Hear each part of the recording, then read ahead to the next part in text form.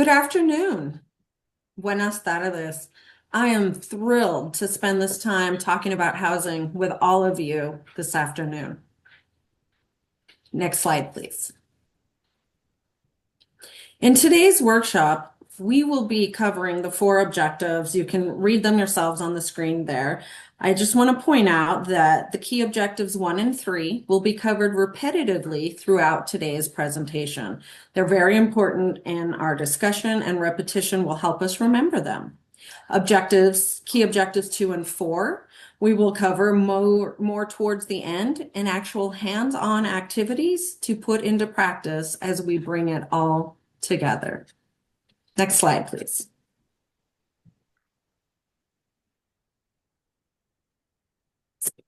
Okay, 2 hours is a long time. As Sabrina already mentioned, right? Take care of yourselves. I invite you to take time, shake out your arms, lift your feet up on your toes, wiggle in your chair, or get up and shake it out and stretch as we transition, especially into our breakout activities. Also, please participate in the chat when prompted or volunteer to support today's discussion in the chat. Engagement and activity activate our brains so that we remember what we're learning. And this is your community. You have a lot to share, and we're here today to do just that. Let's also agree to disagree when needed. This is your time, again, to share and learn.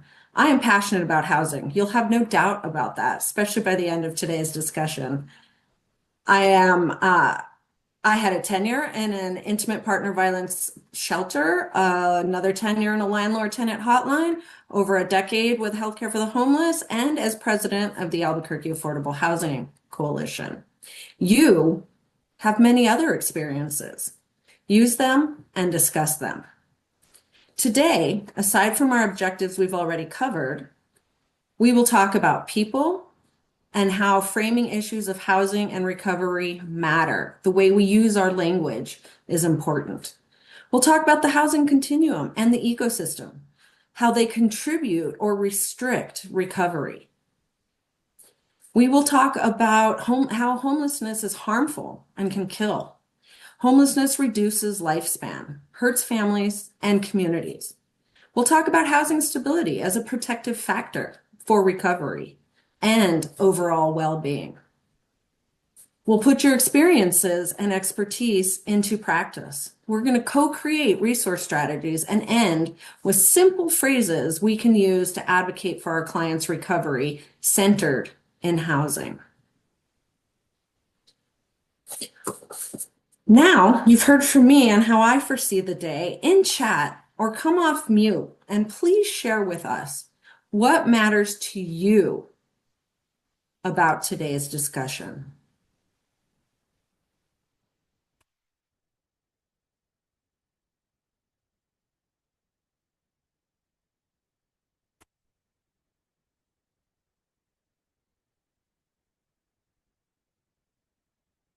And please feel free to come off mute as well. Again, this is your time. I am deeply curious about what you want to learn about today. And for my peers on the call from Envive, if you see a couple examples in chat, I'm unable to see all the things on my screen. So please feel free to read some of them out, just 2 or 3, so we can learn what people want to hear or what matters to people about today's discussion. Meaningful dialogue, insight into becoming a useful CCSS throughout the 5 domains, learning from others, better understanding, finding supports and resources, navigating the housing system, more housing resources, any information regarding housing, securing safe, affordable housing for women and children, better understanding on how to do that.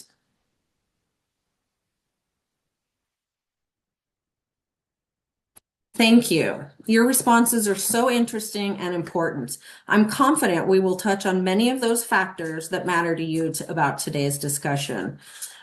Unfortunately, I do not have magic resources to create for you all. We'll discuss some of that as well and more. So with that, I'm going to take a moment to share with you what matters to me about today's discussion. It is important to me that you can see housing as a basic human need by the end of our time together today. For me, housing protections are the actions between human needs and human outcomes. All right, now we know what is important to everyone today, and we're going to continue on with our discussion. Next slide, please.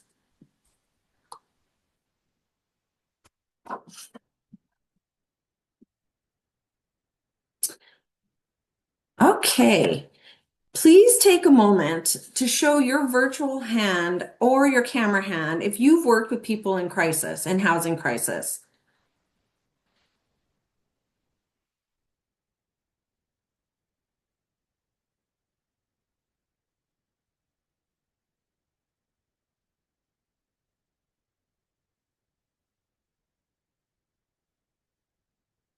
Wow. Thank you for your participation. As you can see, this is not a unique situation and affects all of us. Let's start today's discussion by first exploring the importance of language when we talk about people who are living through housing instability or homelessness. I'm going to first seek a volunteer. You're going to hear my voice a lot today, so please, somebody volunteer to read these 3 statements that you see on the screen. Carrie, are you volunteering for us today? I'll do it. Oh, excellent. Thank you, Kelly and Georgette and Leah. Really appreciate that. Now, before you read them, thank you again. I really appreciate that. I invite everyone in the group to close their eyes or lower your eyes and imagine the person or group of people as our amazing volunteer reads these statements. Again, I want you to engage not with your eyes, but with your heart and your head as you listen to these statements. Go ahead, Kelly. Thank you. Okay. Well, actually, I'm Leah, but Oh, Leah, my yeah, apologies. that's okay. All right. Language matters. Number 1, the homeless are a problem in our city. Number 2, most homeless people are addicts who choose that lifestyle. Number 3, homeless people make the park unsafe and should be kept away. Thank you, Leah. I appreciate that. Now, as you heard those, I'd like you to go ahead and put a few words in chat about what came to your mind as you were listening to these statements. Example 1 is literally phrasing people as a monolithic group, erases individuality, and equates their presence with a social issue rather than an unmet need. Example 2 that we heard from Leah wrongly suggests that homelessness is due to personal choice or shortcomings and ignores wider structural causes. Example 3, language like this frames people as threats, increases fear, and justifies exclusion, which further marginalizes people experiencing homelessness. I'm seeing a lot of emotional comments in the chat. Thank you for sharing.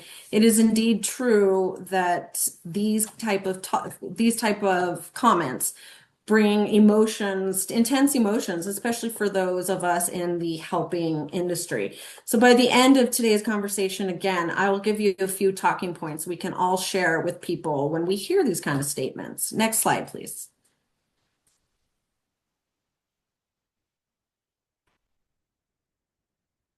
Okay, we're going to try that again.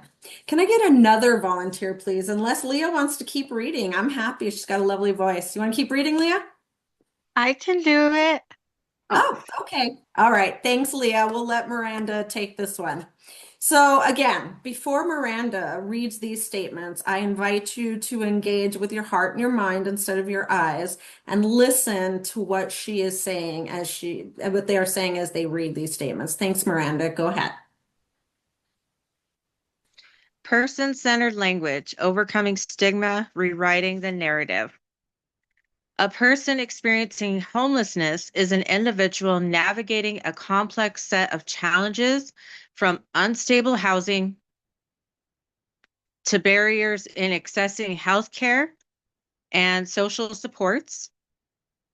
Rather than labeling someone as homeless, recognize each person as a neighbor facing housing instability. Without stable housing, people are on a journey that includes hopes, strengths, and aspirations. Thanks, Miranda. Appreciate that. I can see some of you are already doing this. Go ahead and again, place into chat what comes to your mind as you listened to those statements that Miranda just read to us. These statements, in contrast to what we heard on the previous slide, place people's needs and strengths as unique. They define not by defining them through their circumstance, right? They effectively support begins by honoring their dignity, autonomy, and aspirations, which is what we all want. The second example on the slide in front of us is using person-centered language, such as people experiencing homelessness. Homeless neighbors are other ways we frame that. People without homes, unhoused people, people without housing. All of those are person-centered language that shifts the focus to their lived experience, removes the stigma, and reminds us that their situation is neither permanent nor their identity. Our final example on the screen sees and describes someone first as a person with capacities, choices, and resilience. Opens the door to partnership, individualized support, and genuine connection. Its person-centered framing acknowledges both the person's journey and their right to define their own path forward. Rewriting the narrative isn't just about media, neighbors, politicians, etc. This is about all of us. Every time we reframe the narrative, we change the perception. We don't have to be held by what other people, how they use narrative to talk about people with housing instability. NVIVE has put a resource in the chat that I recommend. Housing Narrative Lab has a bunch of resources about how you can practice your own language and how you can help change the narrative for the work that you do, for your clients, for your organization, and anyone else who might need that and might benefit from that effort. Next slide, please.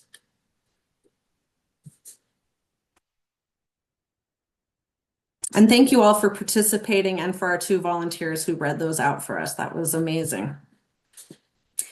As we explore housing as a continuum, I would like you to remember this isn't just a service classification. It's a difference of control, dignity, and well-being. It's kind of like what we heard on the statements on the slide before.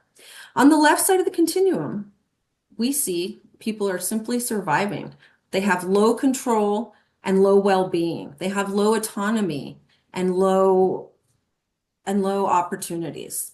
Their daily choices are dictated by scarcity and systems, resources that can be given or taken away. They can be provided to some, but not to others. As we move to the right side of the slide, the right side of the continuum, we see greater opportunities for control and autonomy. Housing stability introduces greater predictability, safety, and eventually, as mentioned, autonomy in one's day-to-day life. The very foundation of recovery and well-being. Our role as professionals is to help clients and systems move along this continuum, not just into housing, but into lives where they have the power to choose, plan, and sustain their own wellness. A final note about this housing continuum is that it is not as linear as it may appear. People can and do cycle along the continuum, sometimes returning to homelessness before climbing back up again. This is less likely, as many of you know, a result of personal failure or individual vulnerabilities, and more likely the result of systems failures, such as a lack of affordable housing, lack of access to care, no economic mobility or limited economic mobility, lack or limited education or employment, etc. Next slide, please.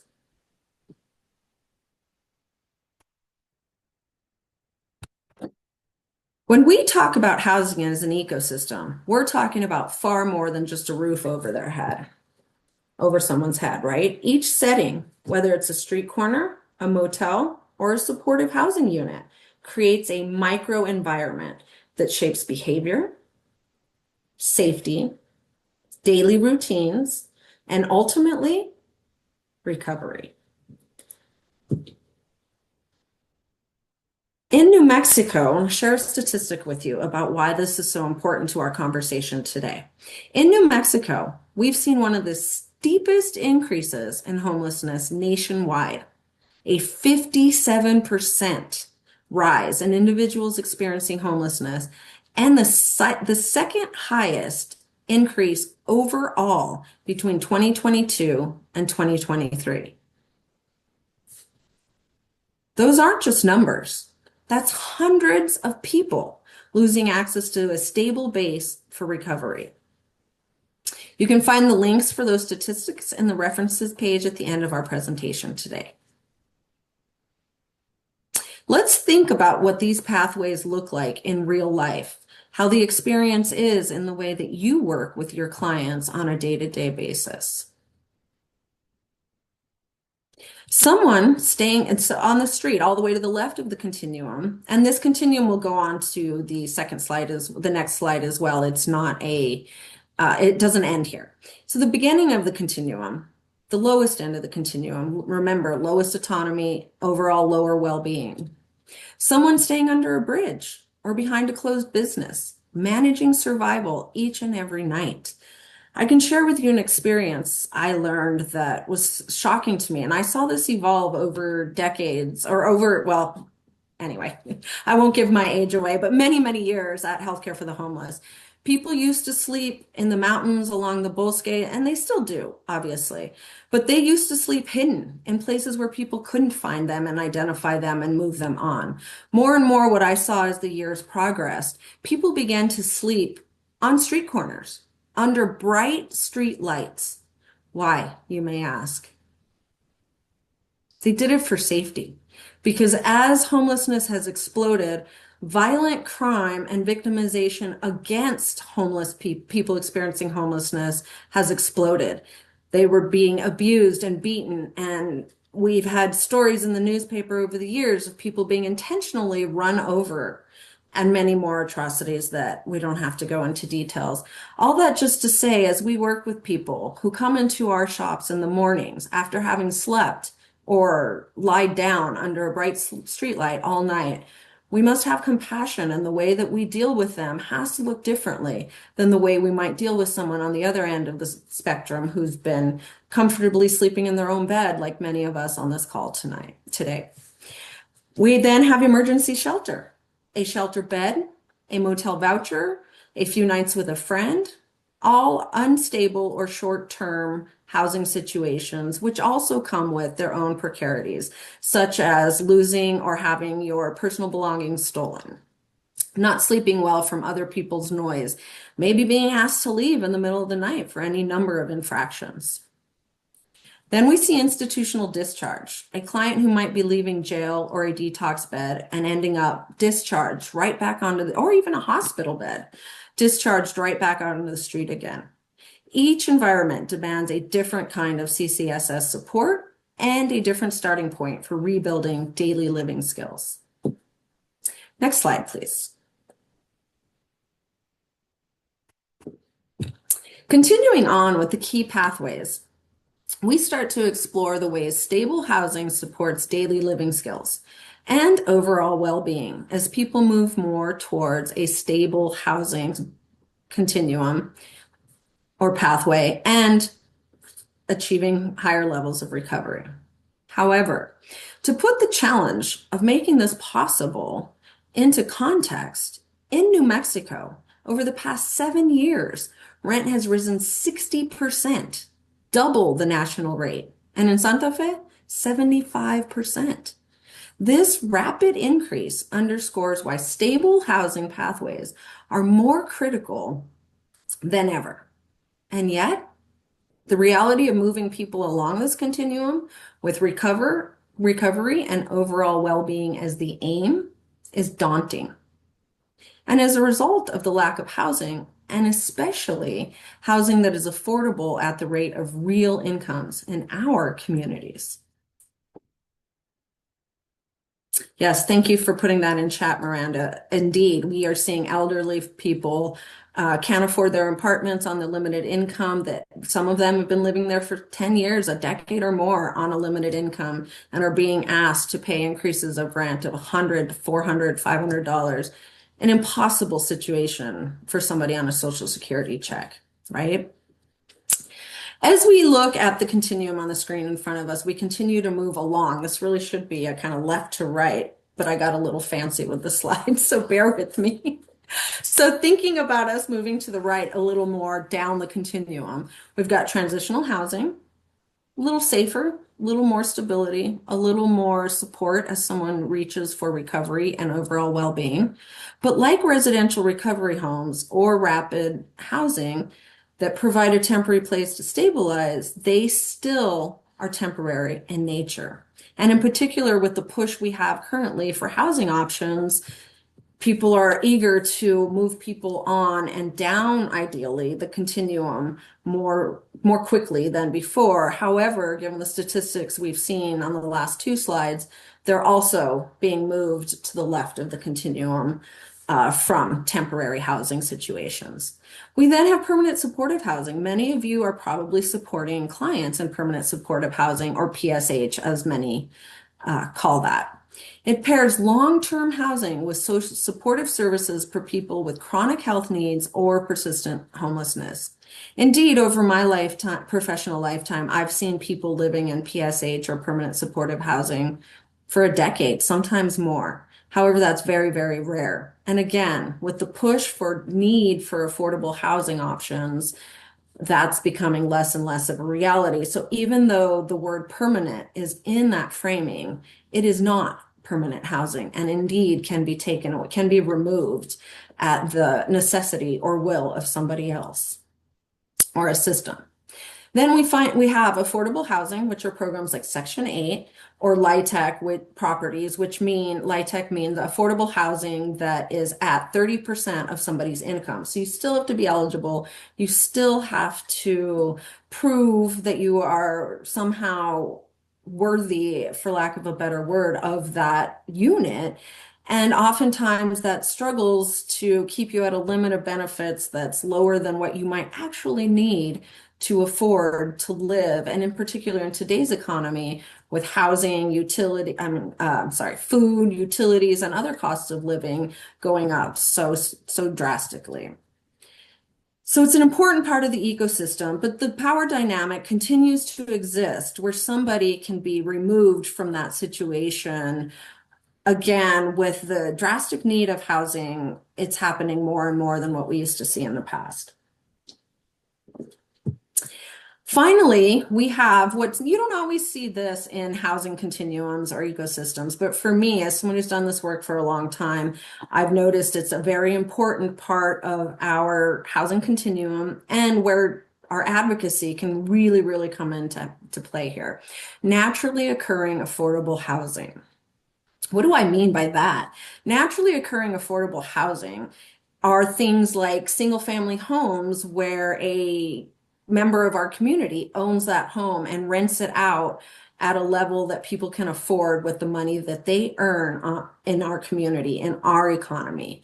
There are single room occupancies, of which New Mexico does not have a lot of. Those are small, maybe one room spaces for individuals, and they are usually very affordable. We have casitas, again, naturally occurring affordable housing. They provide options and offer more autonomy and choice. However, are still vulnerable to rent increases, displacement, or evictions. I point these vulnerabilities out, not to be a downer on our systems, but to keep us focused on the reality that housing status must always be considered as we work with individuals and, as I'm seeing in chat, families. Because the ultimate goal will always be to stably house in a home of your own, to be being stably housed in a home of your own choosing, with clear autonomy and self-determination. That is always our goal. Next slide, please.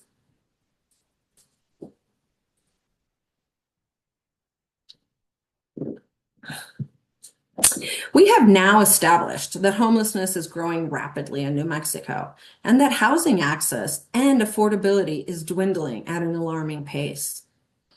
I want to shift our attention towards the dangers of homelessness from both a recovery perspective and a way to entrench in our minds how housing is a basic human need.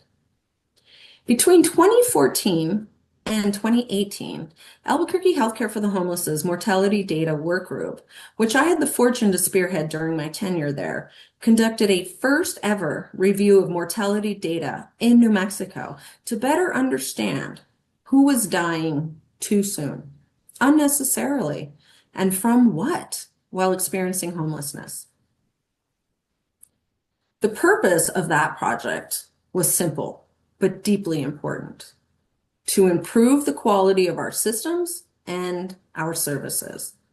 There's a lot in that report, but the points I will bring to our attention for conversation today is that even though this slide says sheltered, it refers to shelters, motels, streets, it refers to shelters, and motels or other temporary housing situations and not permanent housing, which demonstrates the struggle with that type of shelter on the lower end of our housing continuums.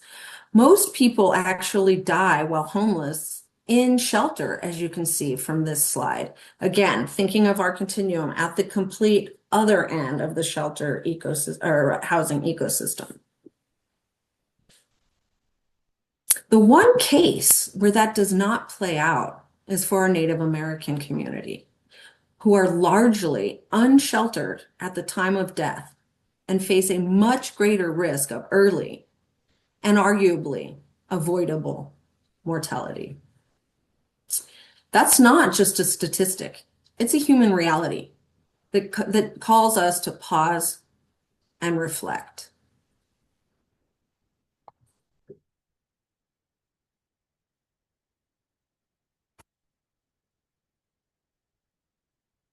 So think about this.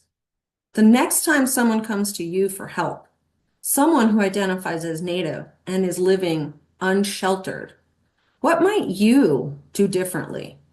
How might you approach that interaction with greater care or understanding? What could you do to build trust, to offer safety, or to advocate differently within your organization or community?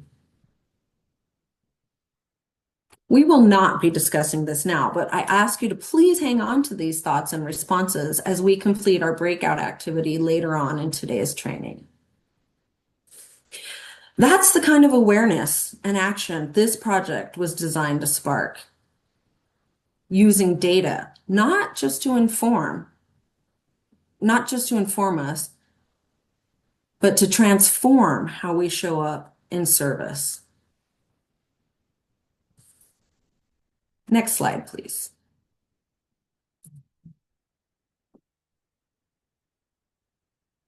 To continue our goal to really understand how stable housing supports long-term wellness, we first have to understand what happens when people don't have stability, when housing is uncertain or constantly changing. So what does happen when someone is unstably housed? This data gives us a sombering picture.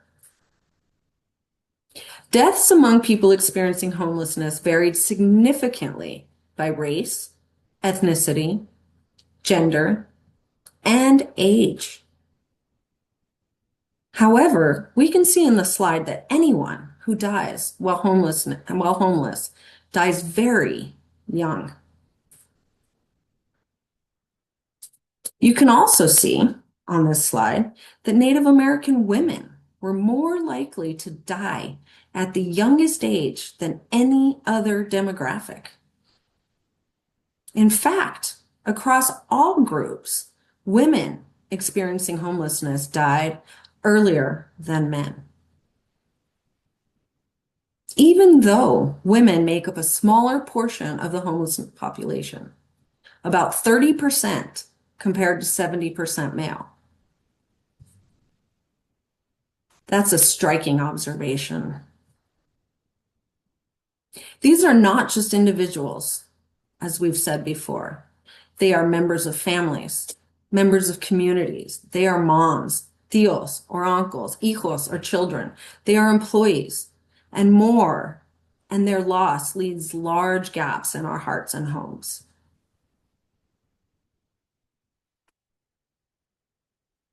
And while we are not focusing solely on homelessness today, we learned something else critical that serves today's discussion.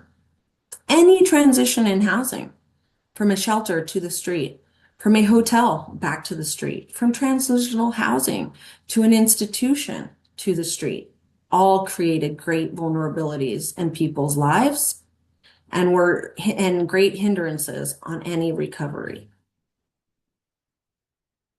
You might be wondering or thinking about the cause of this increased vulnerability. Well, there are a number of reasons we do not have time to discuss today. A few causes include exposure to the elements, diabetic ketoacidosis, acute pneumonia, violence on the streets, overdose, suicide, greater risks of accidents, such as falls down freeway embankments, vehicle hit and runs, and more. Those moments of transition often brought serious declines in health and well-being, and as we see here, sometimes even leading to death. So as we think about housing stability, it's not just about having a roof over one's head. It's about whether stability allows safety. It's about what stability allows: safety, consistency, and the ability to maintain wellness and rebuild daily life.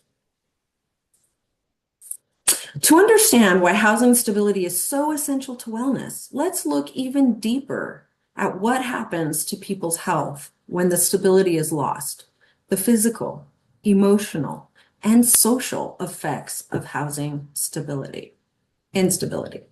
Next slide, please.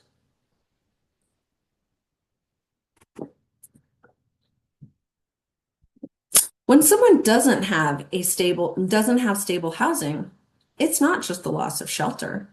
It's the daily wear and tear on the body and the mind. People experience inadequate nutrition and uncertain access to food, often eating whatever is available rather than what's healthy or necessary for their health. There's chronic stress and sleep deprivation, frequently leading to premature aging and worsening of existing health conditions.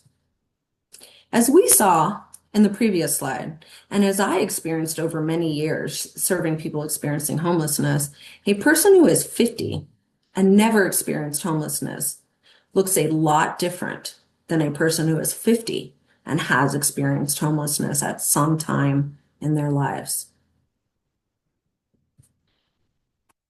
Add to that exposure to the elements and temperature extremes, limited access to facilities for hygiene, and constant safety concerns on the streets. Even when people are in shelters, conditions can be overcrowded, which brings its own health risks and emotional strain. And of course, inconsistent access to healthcare or insurance makes it even harder to manage chronic illness or recover from acute ones. Lisa? Hey, Anita, I just wanted to bring forward a comment that came up in the chat relevant to what you're talking about. Christy commented, she said, I believe it's important to assist with adjusting to finally having a home. Christy says, I have worked with clients that have been homeless for so long, they can't adjust to having a roof over their head or how to manage finances. They've made comments that they've had less money than in prior situations and prior to having a home, and just noting it's such a huge adjustment. And I thought it was a great call out to talk about, helping people adjust to, finally having a home. So I just wanted to call that out. Thank you. No, I'm glad you did. That's exactly true. We can sometimes see once we do all the work to get somebody into a more stable housing situation that then they can lose that as a result of some of these adjustment challenges. And that is an excellent point to hold on to and think about when we go further down in our training and start to actually put some of these discussions into practice. I look forward to hearing further examples on that because that is absolutely true. Once you learn how to survive, and survive on the streets or in shelter or in a temporary housing situation, it is very difficult to then jump. Some people even get the opportunity to leap all the way to the further end of that continuum and have to figure out how to do that again, which is amazing why we have so many lovely CCSS support workers in our community. So thank you for what you do. Great call out. Thanks, Lisa, and everyone who made comments. All right.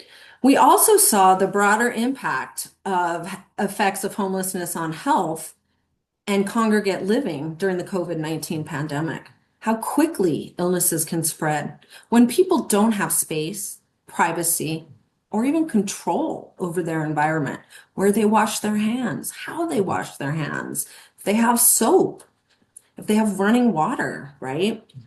Now, I want to pause on one key point. We're not only talking about people who are literally homeless. This kind of touches on the comments you all just made. Thanks again for that. Think too about individuals and families who've moved multiple times a year, who double up with friends or relatives, or cycle through brief periods of stability before losing housing again. That instability has many of the same health effects.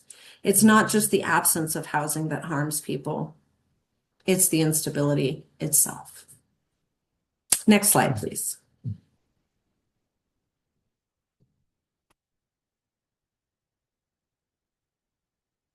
Ty, yes, I see your comment about poverty, and absolutely. And as we saw from the statistics about housing affordability, indeed, poverty and homelessness or lack of affordable housing are entrenched and intersecting issues that must be solved before we can even begin to think about living in a world without homelessness, right? Now that we've talked about what happens when housing is unstable, let's shift to the other side of the story. The many ways stable housing becomes the foundation for recovery and daily living. Housing stability is in fact a protective factor for everything else that follows. It allows people to take care of their health, rebuild relationships, and participate fully in life, even when it requires some support, like what we talked about earlier. When someone has a safe, stable place to live, it becomes possible to keep up with medications, to sleep through the night, to maintain hygiene and nutrition routines. These are basic daily living skills, but they are also powerful building blocks for recovery. Let's pause for a second and just let's light up the chat here for just a moment. Please raise your virtual hand or do a reaction if you slept in a bed last night and slept most of the night anyway, and you were able to get up and brush your teeth, wash your face, and have something to eat before you ran out of the house or got to work.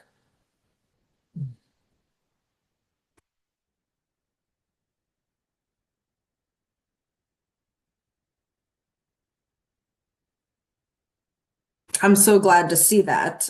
With our housing situation, I sometimes get scared asking that question because it's very possible people we work with right next to us every day are also struggling with housing stability. And we know all too well the importance of a warm place to lie our head at night.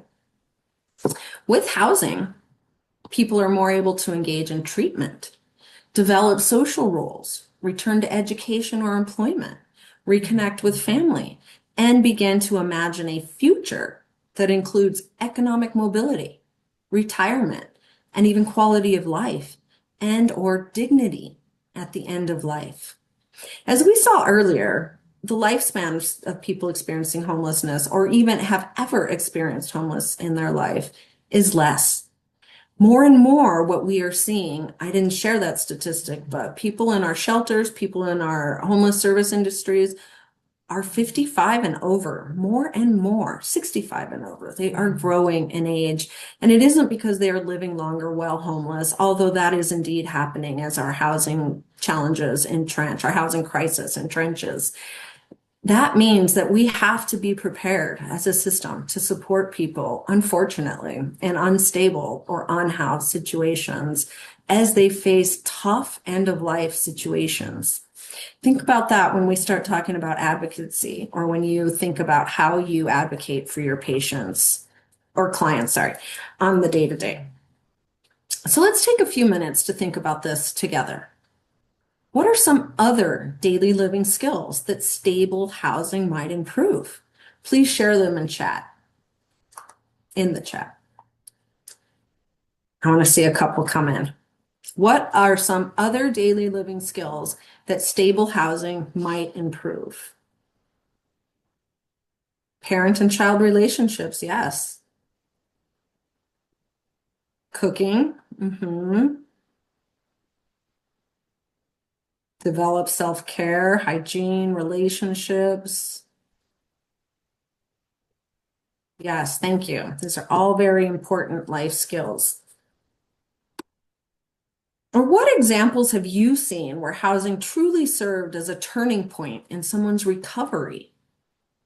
Hang on to those thoughts. In a moment, we're going to move into a breakout activity where you'll get to explore these thoughts and ideas in more depth.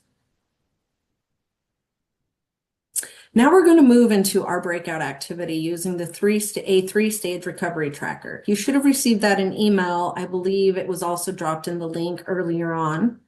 Each group will apply a different version of the tracker to a client scenario.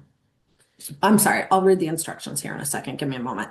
But you'll use your professional judgment and creativity to map one client's recovery journey, focusing on how housing stability supports daily living skills and wellness.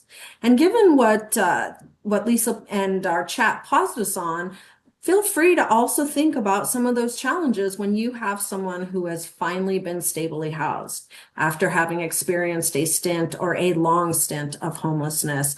I look forward to hearing more about that when we do our large group breakout. Next slide, please. All right, before we break into small groups, let's take a minute to talk about the recovery tracker. This is a tool that will help you visualize how housing connects to recovery, how progress in one area, like stability or safety, can ripple into another area, like health, relationships, or community engagement. Our purpose is to deepen our understanding of how housing stability supports recovery and daily living by engaging you in hands-on reflection using these three recovery frameworks. You'll have a chance to personally complete a stage for a sample client, then discuss as a group how the different frameworks reveal unique insights. The objective for this activity is for each person to complete one tracker on their own, and then each small group will discuss to learn and share about all three trackers, whether you completed that one directly or not. So now it's your turn to put this into practice. Again, each participant will select one tracker tool to complete on their own. There's the stability ladder, which is housing centric. There's this 3C tracker, which is trauma and recovery focused. And there are the domains of recovery, which is focused on behavioral health and long-term stability. Again, within your small groups, which I believe Sabrina will be the one breaking you all, or Laura, into small groups. You each want to make sure that at least one person is doing every tracker, completing one of every tracker. A couple of you can, of course, do the same one. That's fine. So you'll choose a client that comes to mind, or one you've already heard about, or use your imagination to create a mock client scenario. Please, if you have people in your group who don't have clients who've faced housing instability or don't know what to write about, help them out. Help give them a scenario. Some scenarios, mock client scenarios that we'll also be revisiting again later on, perhaps a youth exiting foster care, an older adult on limited income, single mother facing eviction, and many more examples that we might have learned from our slides on homeless mortality. What if you have a Native American woman with housing instability and co-occurring disorder? What if you have somebody who is in recovery and recently re-experiences homelessness? It can be any scenario your brilliant mind can imagine. So you're going to fill in the tracker for your chosen client. You're going to jot down brief notes or examples of what progress might look like across the stage that you've chosen from your individual recovery tracker. And then you're going to come together and discuss as a group. What stood out to you? And I'll place these instructions for the small group discussion in chat. What stood out to you from your tracker? How did your client's journey look through that lens? What similarities or differences emerged across the three trackers? What does this tell us about the role of housing stability in recovery? All right, I'm going to place this in chat. The magic Zoom world will zoom you away to another world in a small group. And again, please participate, please engage. If somebody needs help, help them out. There are no wrong answers. This is just for you to start to practice put your expertise and experience into practice, and a little bit of what we've discussed today, if it's not already top of mind. Before we break out into breakouts, I wanted to ask, does anybody have any questions, concerns about this exercise? Do you know what you're doing?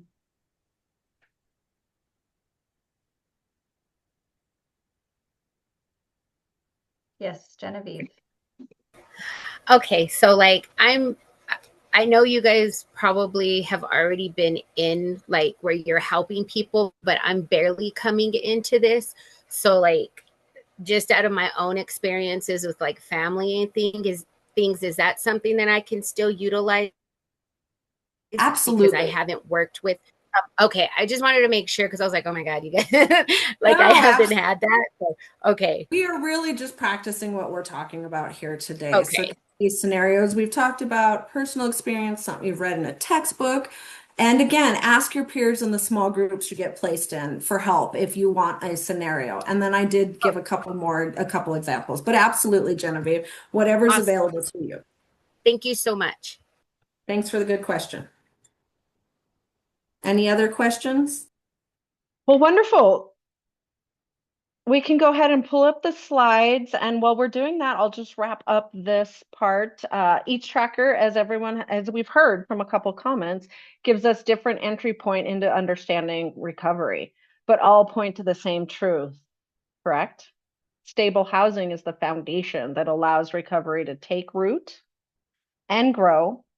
And sometimes, even when someone goes back to the beginning of a stage, whether it be housing, recovery, or trauma, and end up in crisis, we know that they're further along because we've helped them and because we have connected them to resources. So it enables progress no matter what. It supports wellness and opens the door to long-term recovery. Now I'm going to walk us through a completed example just briefly, since you all are clearly experts at this already. Next slide, please.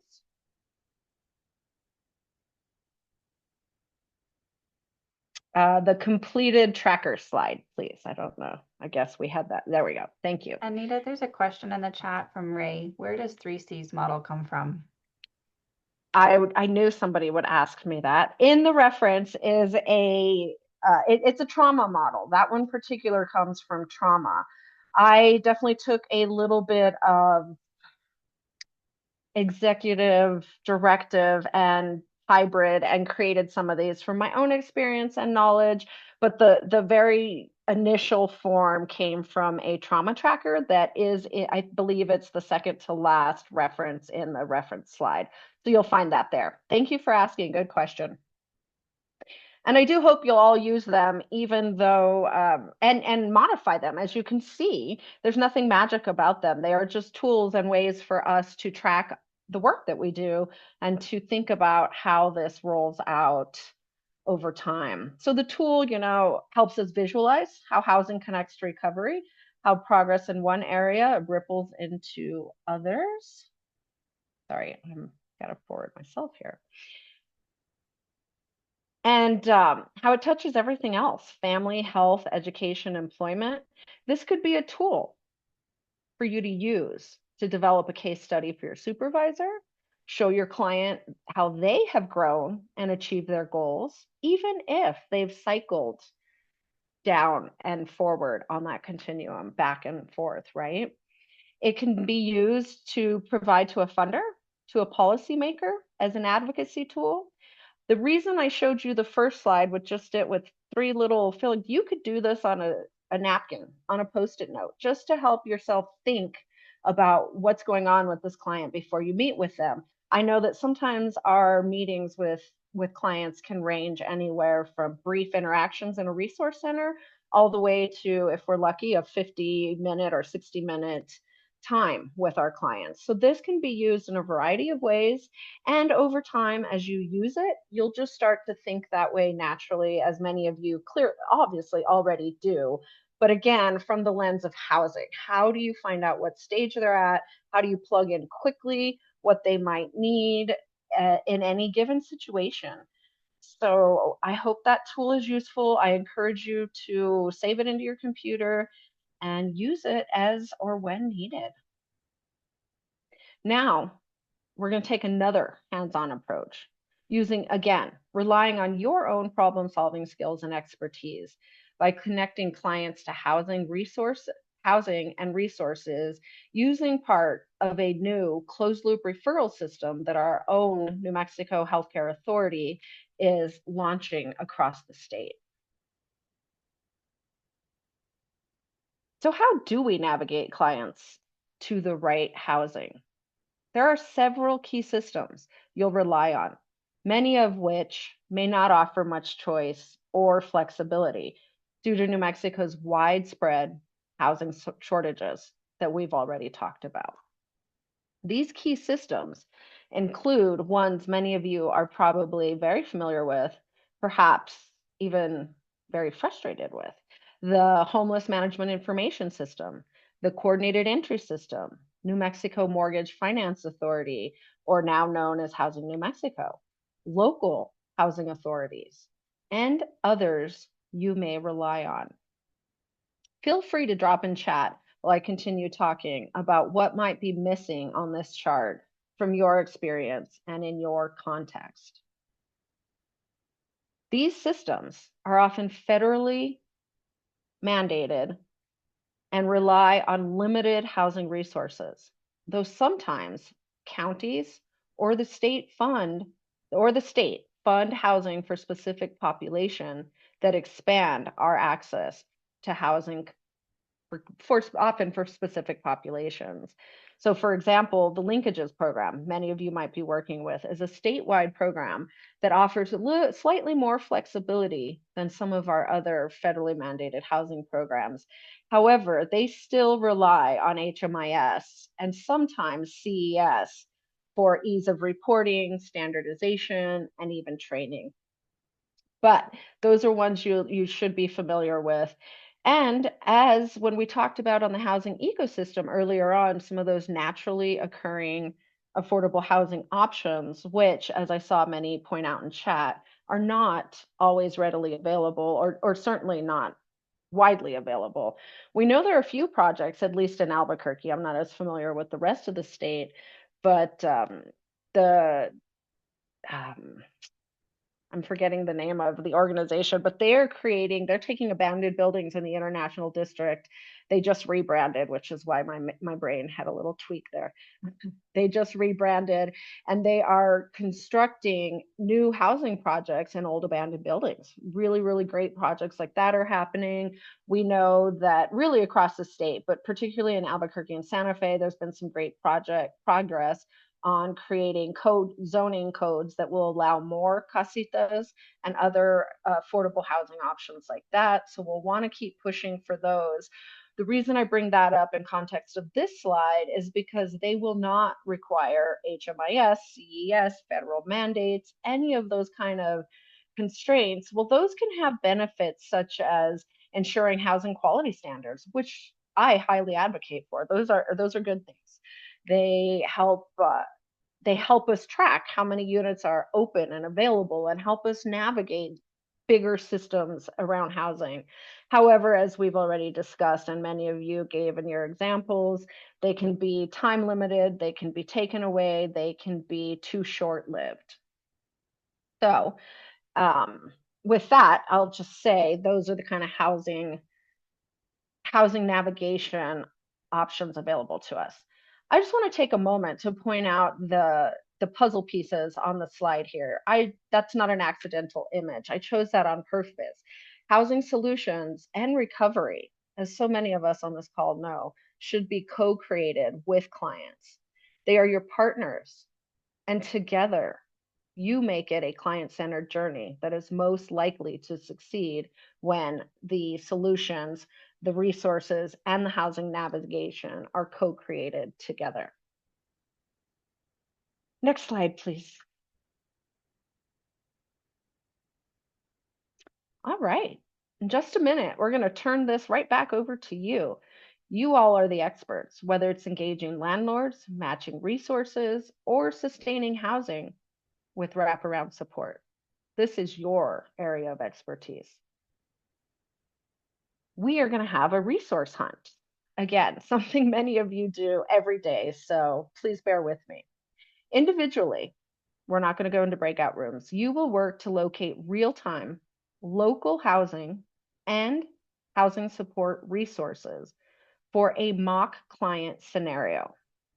You can just pick one. They're listed there on the chart. You can go back to some of the ones you worked with in the breakout room. Or you can make one up and just play around with it. In the chat, you should find a link. Yes, New Mexico Connect.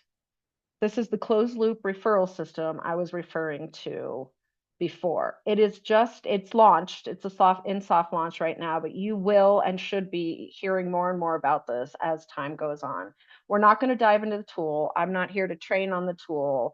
I'm here to give you a tool you already use on the daily basis. They might be paper resources. They might be other electronic referral resources, but this one is a new one. And I thought I'd take this opportunity to expose all of us to using it because it will become more and more visible in your world.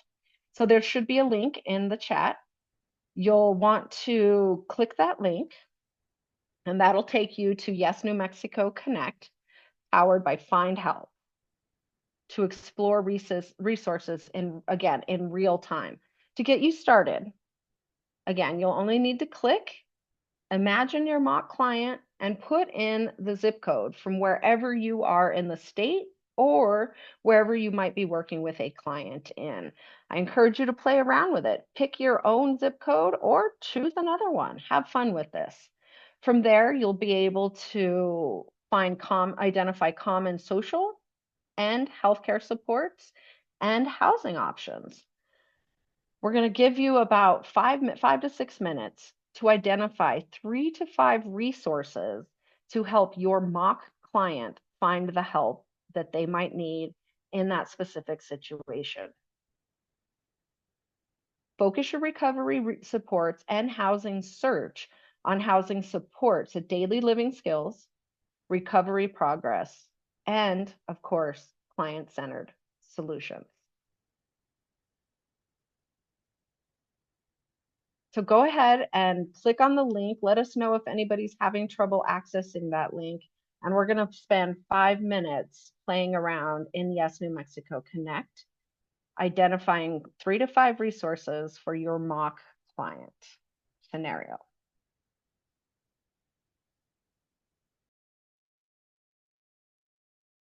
All right. I hope that at least some of you or the majority of you found some resources that you could play around with. I did see your comment in chat, Steve, that you were unable to find mental health recovery resources. There should be some in there, but that's an excellent gap to point out so that we can get feedback. I'll do this on our behalf, get feedback to the HCA about missing programs in there. We know how important mental health and recovery supports are, in particular for folks who are coming off of a housing crisis, right? Okay, so let's hear about what you found. Let's get 5 volunteers or so to talk about the 3 to 5 resources they were able to identify. And please share with us an example of your, or a brief summary of your mock client that you were searching for.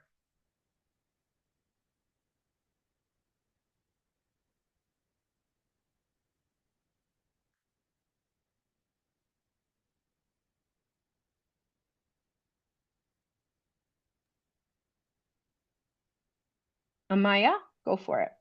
Yeah, so with my kind of like mock client, I was kind of thinking of someone who's maybe just gotten into like a stable household and is just kind of going through like understanding financial situations and stuff like that. So I was kind of looking at like the financial resources and in my like mock example, like I was thinking of like a woman probably and a lot of great financial options kind of popped up. There was like one that was specifically for women. It was not even just for like adults, but they were also like teenagers, and they have like bi-weekly or weekly sessions where they host like financial kind of like seminars, and they teach you how to become like an independent woman, and also just kind of just how to be like financially independent as well. So I thought that was like something that's super interesting.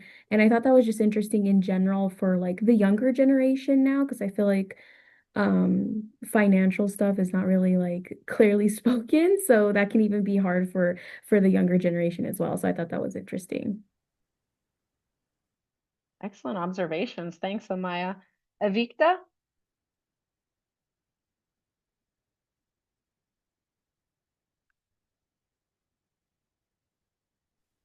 You can hear me now. We can. I took a look at the Yes Connect, and it had a lot of valuable information. But I've worked with different groups, but I've mostly worked with young people. I worked with Roswell Job Corps for a couple of years, and I assisted youth in getting jobs.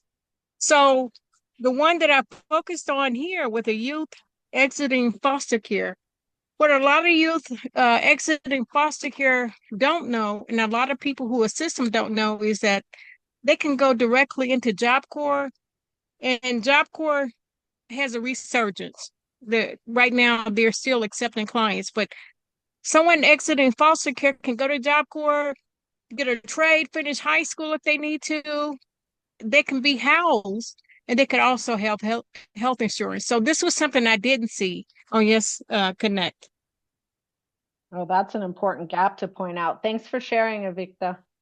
Thank you. Crystal? Yes, so I chose the single adult male struggling with chronic substance misuse living on the street. So first off, I looked for detox programs, found detox programs. I thought it was really cool that you could choose to save. So, in the future, when I use this tool, obviously there's probably going to be favorites. What I noticed is that they didn't necessarily say what kind of, did they accept Medicaid? Because some places will accept Medicaid and other places only accept private insurance. So I think that would be important to, put on the front page in the description, so to speak. And then I looked for residential housing for him. I didn't find it under housing. I did find it under health. And then I think under mental health. I'm sorry, I can't see the screen. So, and they did have residential programs under that. So that took a little bit to find, but I did find it. And I think, as more people, is there a way to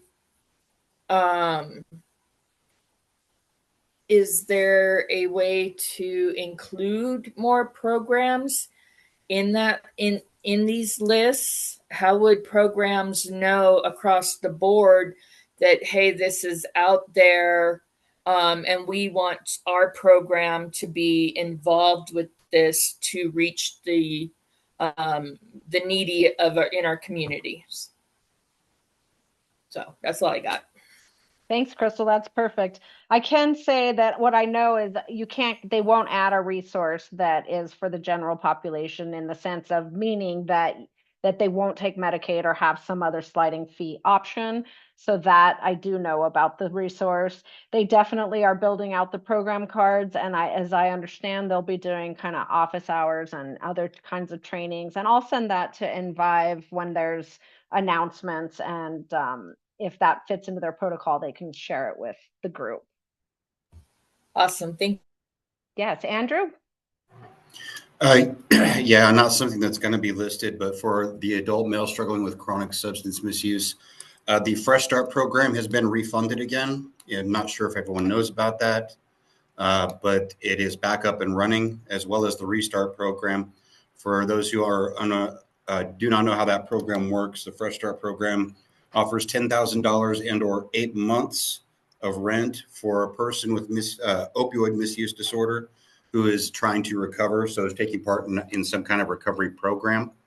The Restart program helps those coming out of the corrections system, and I'm not sure what the funding level is on that right now, but I do know it's been refunded again, so they're up and going. Excellent. Thank you for that, Andrew. With that, if you have more comments, please throw that in chat, but we are going to go ahead and move on as we go from having extra time to no time left. So we'll go ahead and go on to the next slide. Thank you all. I hope that was a helpful resource to play around in. And again, more to come on that across the state, indeed. All right. At this point, we've covered the importance of how we talk about people experiencing homelessness, the effects of no housing or unstable housing on health and daily living skills, developed 3-stage recovery trackers, demonstrated how housing is the catalyst for recovery, and just now, we've matched service needs to housing status. Now we get to put it all together and advocate for our clients and/or for more housing to a landlord, a neighbor, a supervisor, coworker, policymaker, or any other stakeholder you can think of. Much like we did earlier on in our housing narrative change activity, I'm going to read a statement. And then I want you to participate in what we've been doing all along, a chat response storm, where you will type one short response in one sentence, given everything you have learned or discovered or know up to now in chat, so that we can start practicing our advocacy skills. With that, I'm going to stop. I'm going to read the statement. And again, with one sentence, we often have very little time to do our advocacy work. Add in there what you would say to someone, a short persuasive response to change their mind or affect their minds on this NIMBY, not in my backyard statement. We don't want transitional housing here. It'll just bring crime.